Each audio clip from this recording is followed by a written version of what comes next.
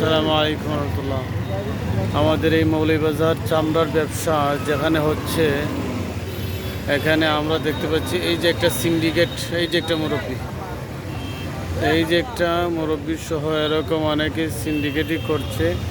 প্রশাসনের দৃষ্টি আকর্ষণ করছে, আপনারা এখানে এসে সিন্ডিকেটটা ভেঙে দেন। দু চারটাকে ধরে নিলে দেখবেন সব ঠিক হয়ে যাবে। কারণ চামড়ার যে ন্যায্য মূল্যের 3 ভাগের, হ্যাঁ, 3 ভাগের 1 ভাগও দিচ্ছে না ওরা। ওরা একবারে সস্তা মূল্যে এই সমস্ত চামড়ার দাম বলছে, যেটা আমাদের দেশীয় সম্পদ, যেটা আমাদের রাষ্ট্রীয় সম্পদ, যেটা আমাদের সম্পদ। কিন্তু আমাদের এই সম্পদগুলোরে তারা একবারে সস্তা মূল্যে বিক্রি দিতে চাচ্ছে, যেটা আমাদের এই যে এরা সিন্ডিকেট, আপনারা চিনে রাখেন।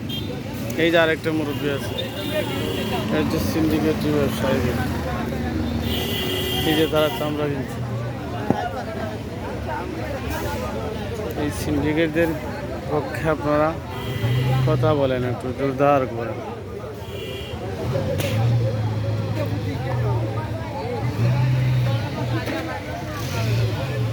এই সমস্ত সিন্ডিকেটটি যদি না ভাঙেন তাহলে দেশ কখনো উন্নতি হবে না। এটা হচ্ছে একটা দুর্নীতি।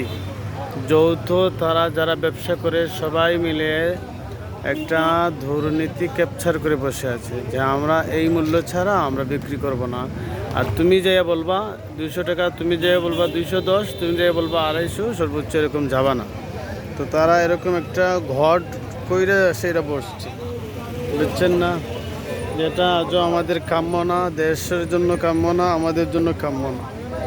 দেখেন ওরা সবাই কীভাবে সিন্ডিকেটের জন্য, এই যে 2-4টা মানুষ মিলে খুব জোরালোভাবে সিন্ডিকেটই করছে। আমরা মানুষগুলো কত কষ্ট করে নিয়ে আসছে, আর তাদের জন্য এগুলো ন্যায্য দামে যাচ্ছে না। এই দেখেন,